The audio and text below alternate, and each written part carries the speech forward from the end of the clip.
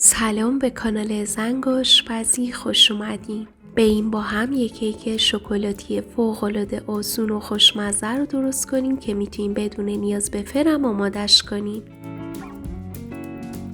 از اونجایی که یه سریاتون فر نداریم و یا پخت کیک داخل قابلمه براتون راحت تره، امروز میخوایم یک کیک اسفنجی و نرم و پنبه‌ای رو درست کنیم که نیازی به فر نداره، ولی اگر که دوست داشتین میتونین تو فرم بپزینش.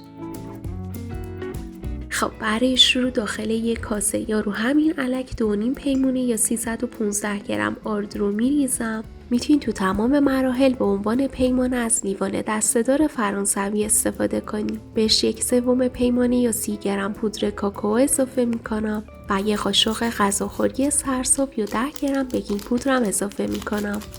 خب حالا آرد و پودر کاکائو و بیکینگ پودر رو خوب با هم مخلوط میکنم و ترکیبم رو 2 بار الک میکنم.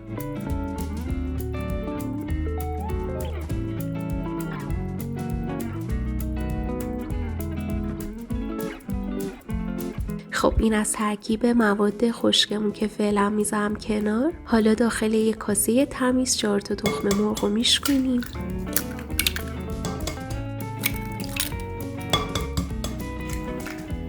به تخم مرغمون 1/4 قاشق چایخوری وانیل اضافه میکنیم که اگه مثل من وانیل شکری داریم میتونین 1 قاشق چایخوری وانیل یا 1 بسته از این وانیلا رو اضافه کنیم.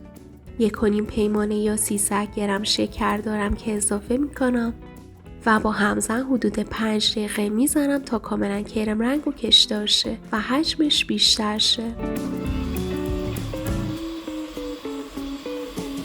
حین هم زدن تخم مرغ و شکر برای اینکه کیکتون بوی تخم مرغ نده، حتما 1-2 بار مواد رو خوب زیر و رو کنین و کاسه رو دورگیری کنین به این شکل. این کار باعث میشه که تخم مرغ کاملا زده شه و کیکتون بوی تخم مرغ نده.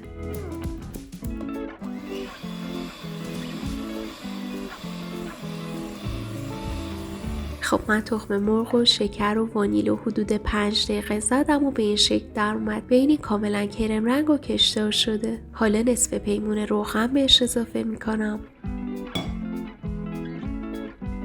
و 1 پیمانه سرخالی هم شیر رو بهش اضافه میکنم و با همزن حدود 30 ثانیه در حد مخلوط شدن همش میزنم. دوستای عزیزم اگر که تا اینجای ویدیو همراه هم بودیم ممنون میشم که ویدیو رو لایکش کنیم. خب بعد اینکه شیر و روغن رو مخلوط کردیم از این مرحله به بعد دیگه همزن و نیاز نداریم و کنار میذاریم. حالا مخلوط مواد آردی رو تو 2 مرحله به مایه کیکمون اضافه و مخلوط میکنیم.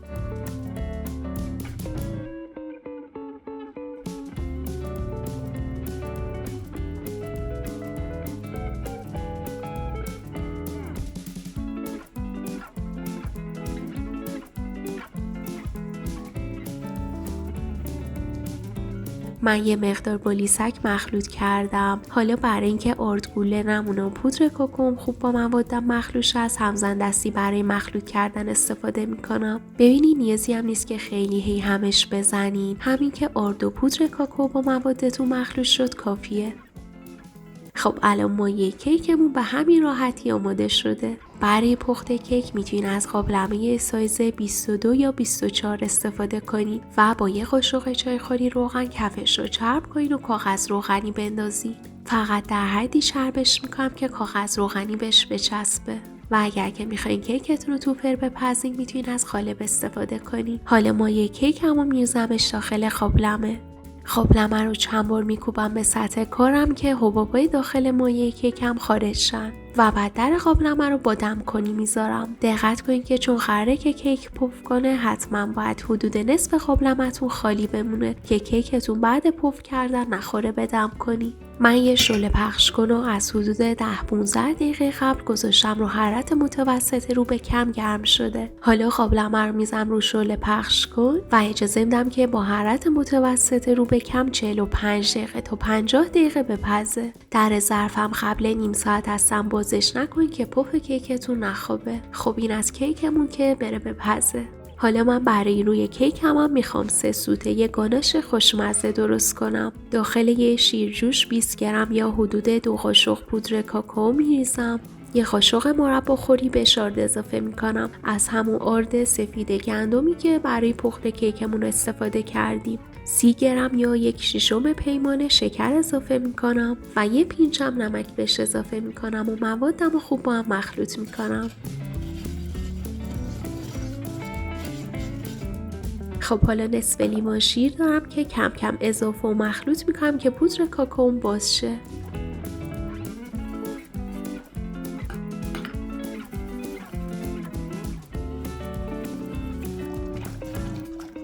ببینیم به همین راحتی مواد شکلاتیمون آماده شد. حالا میذارم رو حرارت متوسط و همش میذارم تا شکرم حل شه و مخلوطم شروع به جوشیدن کنه و کمی غلیظ شه.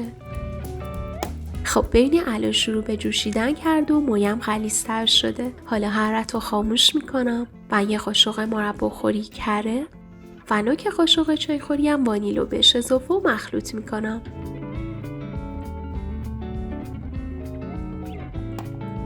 ببینیم به همین راحتی گاناش شکلاتیمون آماده است. میذارم کنار که از داغی بیفته و بعد بدم روی کیکم. من کیکم بعد حدوداً 50 دقیقه آماده شد و حسابی پف کرد و پخته. ببینید با اینکه تو قابلمه پخته ولی اصلا خمیری نشده. میتونید با یه سیخ چوبی تستش کنین. اگر که سیخ به این شکل تمیز بیرون اومد یعنی کیکمون مغز پخت شده. در غیر این صورت اصلا عجله نکنین و یه مقدار حرارت رو کمتر کنین و بذارین که دوباره رو حرارت بمونه تا کاملا بپزه. زمان پخت کیکتون هم به اندازه قابلمه و شعلتون بستگی داره. اگر که دیدین روی کیکتون هنوز خیسه بذارین که با حرارت کم یه مقدار دیگه بپزه که خودش رو بگیره. با سیخ چوبی هم حتما تستش کنین که مغز پخت شده باشه. اجازه بدین که کیک از داغی بیفته و یه مقدار از دیواره خودش رو جدا کنه و بعد برگردونین داخل ظرف سروتون. حالا به راحتی کاغذ روغنی رو جدا میکنم. ببینید چون حرارتم زیاد نبوده زیر کیکم اصلا نسوخته و کیکم کاملا مغز پخت شده. بعد آماده شدن مایه شکلاتی من اجازه دادم که کمی خنک شو یکم غلیظ‌تر شو خودش رو بگیره. حتما هم هر از گاهی همش بزن که روی نبنده. حالا به مقدار دلخواهم ازش میریزم روی کیکم و خوب پخشش میکنم. دوستان در مورد حرارت کیکتون هم دقت کنین که از حرارت خیلی کم استفاده نکنین که کیکتون پف کنه و از حرارت زیادم استفاده نکنین که کف کیکتون نسوزه. به به، یک کیک شکلاتی فوق‌العاده خوشمزه که بدون فر آماده شده. من برشش هم میزنم که بافتش رو ببینین. به خاطر پخت کیکمون داخل قابلمه بافتش مثل پنبه نرم و لطیف شده. پیشنهاد میکنم که شما هم حتما درستش کنین و از خوردن این کیک شکلاتی خوشمزه لذت ببرین. من قبلا آموزش کیک وانیلی هم گذاشتم تو کانال، ویدیوشو اینجا میذارم که حتما ببینین.